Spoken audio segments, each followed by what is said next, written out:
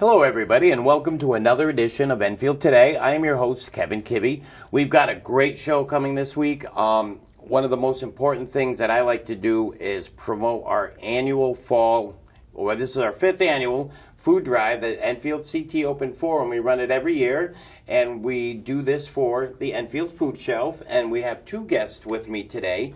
Kathleen Sauvigny, did I say it right? Close, Sauvigny. From the Enfield Food Shelf, and Ryan Obudzinski from ERFC.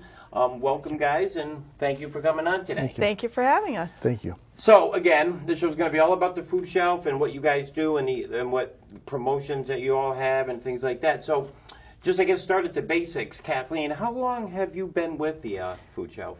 Well, I've been a volunteer at the food shelf for about 13 or 14 years now. I started when my son was in first grade, and then about 6 years ago I was a member of the board, and for the last 3 years I've been the executive director. So you do a lot of work. And Ryan, introduce yourself briefly. Sure. My name is Ryan Obudzinski, and I work for Educational Resources for Children, or ERFC, and I'm the manager of community engagement and partnerships. Thank you, guys. So this is going to be a very informative show because the service that y'all provide to, Enfield, it's critical. I mean, it's really critical.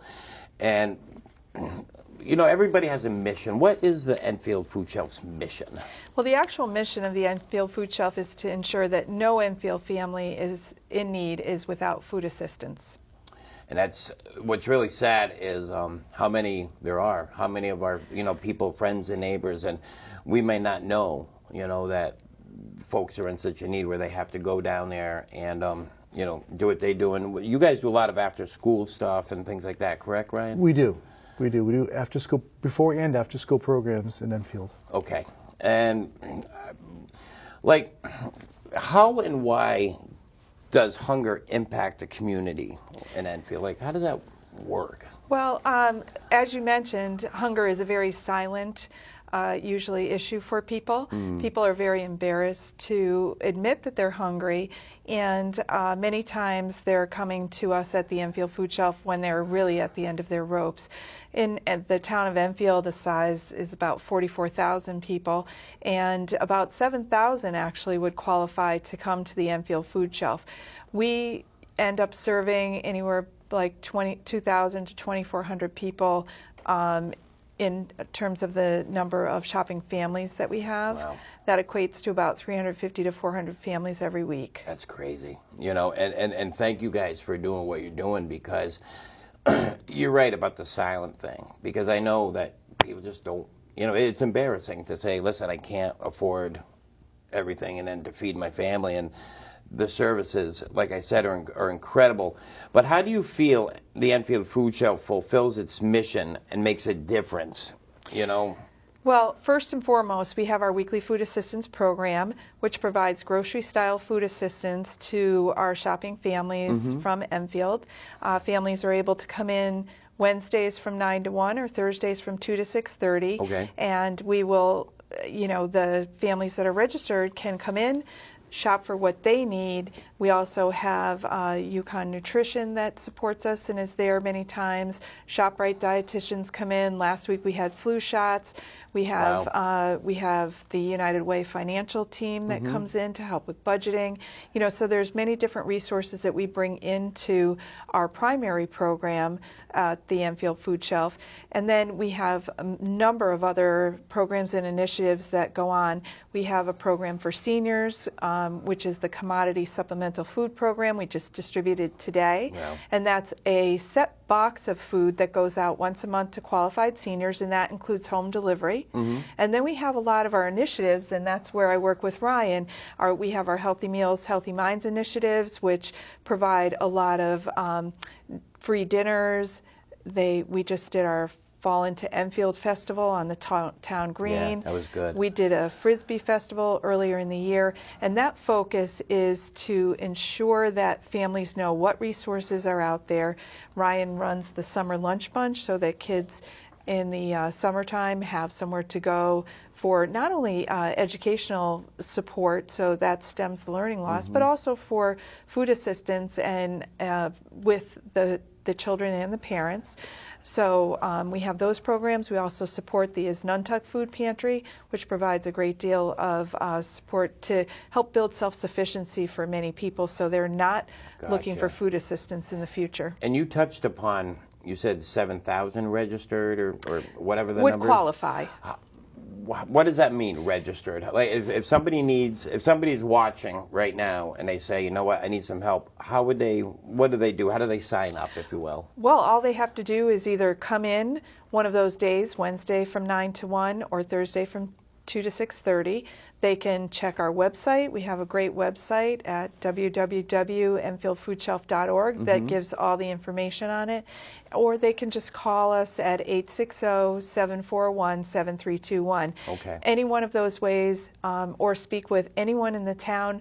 If they're talking with any of the social workers, they will refer people over. Any of the churches always refer people in need over to us as well. How would they, what kind of documentation would somebody need to qualify? You know, say I've got a family of 5 myself, for example, and if I needed to go down there, what would I need to bring? What kind of paperwork? Well, you would have to prove that you're an Enfield resident for our weekly shopping program. So you would have to bring something that would show that, say it's a utility bill or something that gets mailed to you. You would also need to show what your financial status is to make sure it's within the program guidelines. We're at about 200% of federal poverty level, and we can go over those numbers with people. And then you also just have to show the number of people who are in your family, so we have the correct number of people. So like 2 pay stubs or something to show a month's worth of income. That's usually how it goes. And say if somebody's watching that wants to really help out, how does somebody volunteer? Like, do they contact you directly, or? Yes, they would just either go through our website or come in. Usually for volunteers, I like to give people a tour, make sure it's a good fit for them. Ryan also has a lot of volunteer opportunities, so if we find that the person's not quite a fit for either the hours that we have available or just the type of work that we have available, we're in contact with many other agencies, ERFC and Loaves and Fishes, and we will always refer people to where we feel they have the best fit, because it's very important that the community invests in these different type of programs that help people in our community to be stronger, to help families be stronger, to help kids be more self-sufficient. One of the things I see that pops up in the forum from time to time, say if somebody has community service, whether it's through the courts or whatever, can they do that with you guys? Yes, we will ask about their offenses, but the courts tend to be, we work with the courts often, and they tend to be very good about sending people who, are minor offenders, and they certainly can do the community service with us. I'll bet you've had folks over the years that, say, for example, they might have had to do some kind of community service or something, and then realized just how much they liked what they're doing and helping the community and whatnot, and have turned into long-term, volunteer type of thing. Why is it important for people to become involved? Well, I believe it's important for people to become involved because it strengthens our community as a whole. It opens people's eyes to exactly what's going on in the community, what the issues are for other people. I think it makes people a lot more empathetic to what's actually going on. People make assumptions a lot of times that someone might need assistance, and they assume that it's for a particular reason, but then once they come in and they see how many working families we have, those people are really trying to get by, and it's just that they just don't have enough resources, and we hope to be able to help them to get to the point where they have resources on their own. Just to get them over the top, like that whole helping hand kind of scenario. And you guys, I had the tour of the food shelf when we've done our previous food drives and whatnot. It's more like when somebody comes in on those hours and they qualify, say they have a family of 4 or whatever the case may be, it's like like a shopping, like a supermarket type of setting, if you will, right? Where Correct. How does that? It's grocery-style food assistance. We find that that's much more efficient. People enjoy it. They are able to work with the products we have based on what their family likes or what their medical needs might be, say if they have diabetes and things like that. Right. And that's one of the important reasons that we have the UConn students that are there and available, because they are able to work with people to show them how to stretch the food into bigger meals for their family, as well as how to utilize it. One of the simple things that we always tell people that UConn told us was just rinse your can of corn or your can of green beans, and just simply by rinsing it, you'll take about 40% of that salt out, and that's a very easy way to lower your salt intake. That's crazy. It's something that simple, you don't even realize it. Right. And then for you, Ryan, if somebody wants to volunteer, do they go through your website, like, or contact, like I asked her, would they contact you directly? They can do both. They can contact ERFC website for sure, or they can contact me. Oftentimes, my information is on the flyers for some of our upcoming events and programs. And speaking of, that's one of the things, I always write a list of things that I want to do ahead of time, just a kind of an overview. And one of the things that, two things actually that stuck out in my mind is talk a little bit about social media and the impacts of social media, both good and bad. I mean, I've seen terrible things on Facebook, but then I've seen wonderful things on Facebook. And when I started the forum the first year, the Red Sox had made it to the playoffs, and I said, we had like 400 or 500 people at the time in the group, and I said, let's try to donate one item for each win that they had got that year. It was like 94 or 92. And we ended up getting like 300 and something pounds of food. Right. And then the next year we got about 1,100. The third year we killed it. And last year I don't want to say slid because it's not the right word, but we didn't have as much as we had hoped, because we're finding more people are actually in need than you realize. But what do you think about social media and its impact on you guys? Has it helped? Does it hurt? Does it make a difference? Well, I think, for an organization that's small, such as mine, social media definitely makes a difference. It helps us to get that awareness of hunger out there. It helps us to showcase some of our programs and things like that. We basically have a Facebook page that displays all our different volunteer opportunities, our programs, our urgent needs. When we run low on one thing or another, we'll put our urgent needs out there, and many of the forum members are so kind to repost that so that we're able to spread that word a little further, and it's a very effective way for us to be able to reach people that perhaps don't otherwise, they may be working during the day, and for them to get a quick blast that just says we have an urgent need, diapers size 6, and then we'll get those in. So I think it's very helpful. It's neat, and you learn and you see things on here like I said, this is our 5th time doing it, and each year we have our thing that we run. And for example, we have a whole bunch of businesses in town that you can drop off things to. If you can't get out for whatever reason, send us an email or call one of the numbers that are on the flyer. And the flyer, trust me, is all over the forum and Facebook. We'll come to you. I mean, I don't care if somebody has a can of soup and they say, can you come out to Summers to pick up this can of soup? I'm going to be there, or one of the team members for the food drive team. And it's so important. We share this information and share and share and share. And it's easy to click that share button. But until you have seen, like I've been down there and I've seen what takes place, and it's just amazing how many people actually come through. And it's a never-ending thing. It's not like, okay, we have X amount of turkey. We'll talk about the turkey drive in a minute. We have X amount of turkey, so we're done. Because it doesn't end. Because it's hunger. It's the worst. It's one of the worst things I think that somebody can have. But at the same time, it's easily fixable. Right. The forum, for example, has got almost 17,000 people, and if everybody gave one can of soup.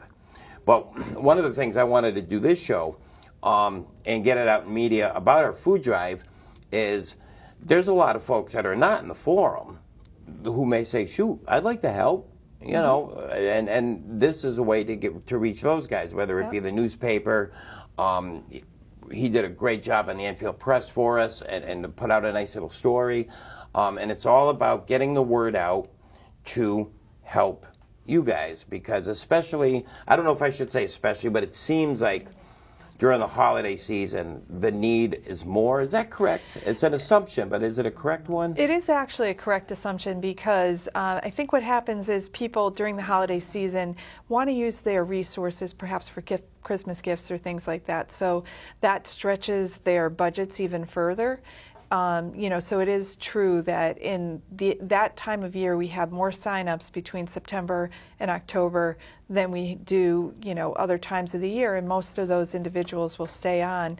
You know, and I think as you're talking about hunger, I think what's really important for people to remember is that when children are hungry, they cannot learn, and that's why we are do initiatives with the RFC as well. Correct. I was going to say, because Ryan, that's when his team comes in. Correct. Like especially in the summertime for you guys. Yes. It's more of a, I don't want to say it's more of, but probably the need is a little bit more during the summer when there is no school and parents are working and the kids, you know, come to you, right? Sure. So, and one of the things, to your point regarding social media, you know, every day was a different day. Every day we had a new educational program that went on, or we had a guest speaker. And so not only was it just the lunch program that we were offering, but we were offering educational programs and to, you know, provide nourishment when it comes to some of the information. And as we put in here, healthy meals, healthy minds. We know that the importance and the connection between nutrition and learning is so very important. Well, it's critical, because if you're hungry, you can't learn. Right. It's simple. I mean, and I've seen it. If there's a child who's hungry, they're hungry. That's paramount for them in their mind. And you know, they may fall behind or things like that. And it's amazing what a simple meal, you know, can do. And when you guys have registered folks that come through, what's the average stay that somebody has? Is it long term? Is it short term? Is it? I know it varies. Actually, people only come when they really need to come. You know, so we'll see people sporadically. It may be that they've been clients for a long time, but we don't have that many clients who have just come every single week for a long time. They get a little bit on their feet. They may fall a little back because of a medical issue, because they've lost a job. And then once they get back on their feet again, then they don't utilize the service as much. So even though we have people who are, you know, we know and will come back to us and we welcome them back, it is mostly because of the different circumstances that have happened. As we all know, our lives go up and down, and, you know, different things happen, or you know, parents move in and that stretches the resources, or kids move into the parents' house, and, you know, that stretches the resources. So, you know, there's many reasons that people come to seek food assistance, but just to have that consistent presence there, I think, is very comforting to people in need. And, you know, when you're going and you're shopping, like we were talking about, you know, it's like you're shopping at a grocery store. Where does that food come from? Is it all donations? I mean, we were talking in the green room earlier about food share. Right. So we have two different types of donations. Well, three really. We have people who donate their time through volunteering. We have people who donate goods, and we have people who donate money. So primarily our donations are split up where 30% of the donations come in from groups such as the Forum or things like that. 30% of what we bring in is what we've reclaimed from the grocery stores. So the grocery stores, based on what their models are, will take things off the shelf, and those things normally would be thrown away, but they're still within their product code. So we're able to go, and they donate those products to us. We go do about 26 different retail pickups each week. Do you really? And wow, from pretty much every store. And that way we're able to get those fresh breads on the shelf and a lot of the dairy products and things like that we're able to distribute. And then another 40% of our goods come through food share. So we can't plan what your donations are going to be or what the donations coming in from the retail are. So what we do is we use those dollars for food share, where we can stretch our dollars and buy at 17 cents a pound to add to the spaghetti sauce, so we can give spaghetti sauce to everyone that week, you know, so that's how we utilize that. You must get, sometimes you'll get like a whole bunch of something and then a little less of something. Like one on the flyer here, and each year that we do the food drive, I always reach out to Kathleen because sometimes there's special things that they need. Things this year that stick out in my mind. There's a lot of non-food items that you guys will still take, like razor blades, like diapers, like feminine hygiene products, deodorant, things like that. That are, you know, that's important too. Yes. Excuse me. And you don't think about that. I would say you don't think about that when you're going to the food shelf. But it's still something that you guys will take, and, you know, diapers, I'll bet you see a lot of. We do, and especially we need the larger size diapers, the 5s and 6s. But as you're talking about the toiletry products, cleaning products, you know, things, toilet paper, things like that we can distribute. Every little bit that we can give to someone, they can better utilize their resources, you know, for their rent, for their electricity, and, you know, for their children's needs and things like that.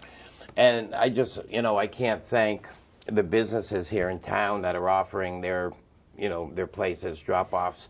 And it's just wonderful. I've seen the community rally before for things, but when I see the community rally for something like this, it's really moving. And it is when we have our big drop-off day, and it's something that we all look forward to. And it's, you know, we're counting the pounds, and it's exciting. But the need that we are fulfilling, that you guys are fulfilling, is just, it's incredible. And I wanted to touch upon the turkey drive, because that's coming up too. Yes. ShopRite really promotes that turkey drive huge. Yes. I was talking to Charles earlier, and I didn't even realize how involved it really is, and how somebody will, what do? They like donate a turkey, and then Charles will they'll match it or something like that. Yeah. So basically, at the register, you can purchase a little ticket for a turkey, and then ShopRite will match it.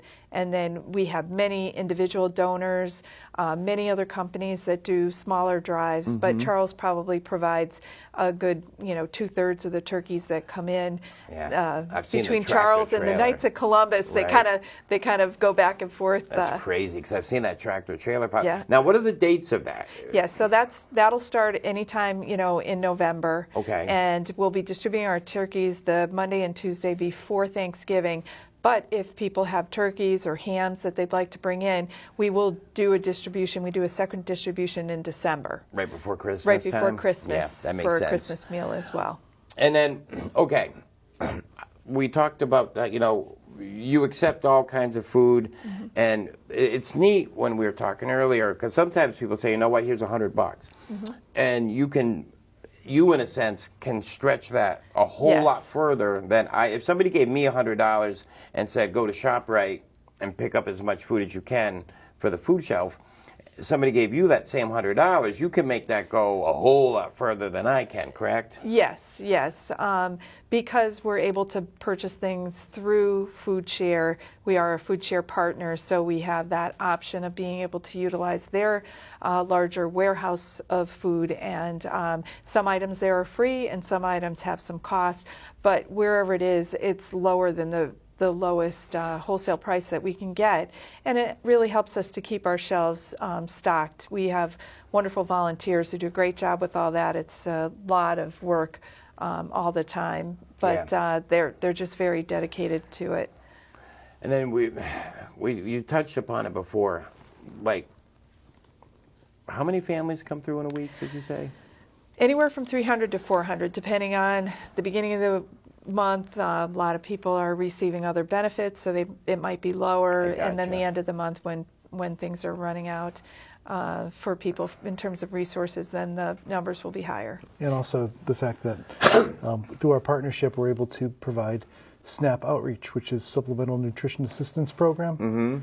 We have a staff member who works with individuals on the Wednesdays and Thursdays to sign individuals up for those applications. And do re-enrollment. So that helps people to really maximize what they have available for food resources. Now, I sign up. Say I sign up today. Is my eligibility for a year? Is it 6 months? Is it? It's a year. Okay. Yes, that's correct. And then just every year you need to like re-up. You'll be reminded. Okay. And we're getting actually short on time. So we touched upon a little bit before where you were talking about events. What events do you guys have coming up that you'd like to push here while we can? Okay. I mean, push your stuff. Sure. Thank you. We have the Tonight in Thompsonville community dinners, and the community dinners begin October 24th. Here is a flyer that many people have seen throughout the community. This right here is a event that takes place at St. Patrick's Hall, 64 Pearl Street. And it's a free family dinner. Starts at 6:15, and from 7:45, runs till 7:45. There's going to be educational enrichment activities, and for this particular event, it's going to be fall themed. Nice. And one of the nice things about this collaboration is the community resource providers that we have. That they're on hand to connect with family members, and they're also participating in the activities. So it's a nice culmination of community.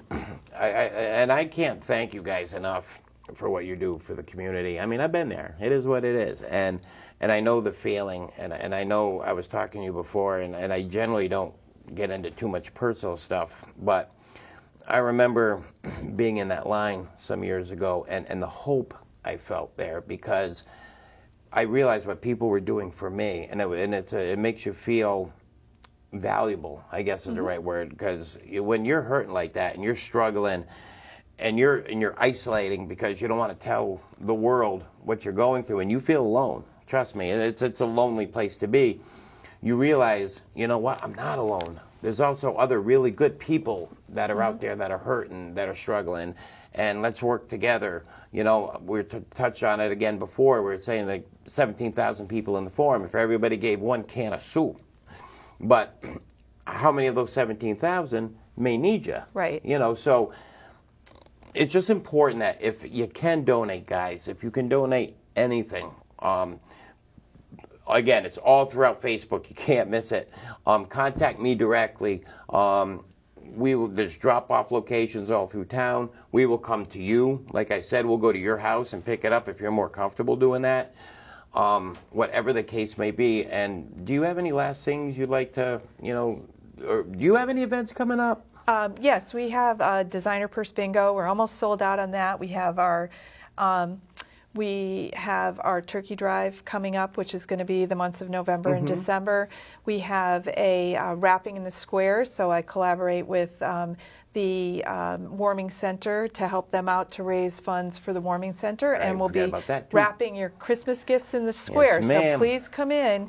We got great wrappers, and then we also have our tremendous celebration where people can either donate trees that are fully decorated with gifts on them, or just come down and see it. It's beautiful. All the trees you can walk through. It's free. You can bid on a tree and try to win a tree or a wreath. So and then we'll that have money would go right to that split between the Women's Club, and they use it for their scholarship programs as well as the Enfield Food Shelf. They're my partner on that. And then so just come down to the square. That starts November 24th, and we'll be drawing the trees on December 10th. Nice. And Ryan's got a lot of volunteer opportunities as well. If people aren't interested in the food assistance side, they have mentoring opportunities. They have different opportunities in their after-school programs, as well as all his opportunities that he has for the dinners, summer lunch bunch, and things like that. Well, again, thank you guys so much for coming out here. Thank you for what you do, for real. Thank you for this service. After a while, it becomes work, and you don't think about how much you really are helping the folks of town. And guys, again, it's all over the forum. It's all over Facebook. Donate if you can. Check out their websites and do some volunteer work. Thank you guys so much, and we'll see you next time on Enfield Today. Thank you.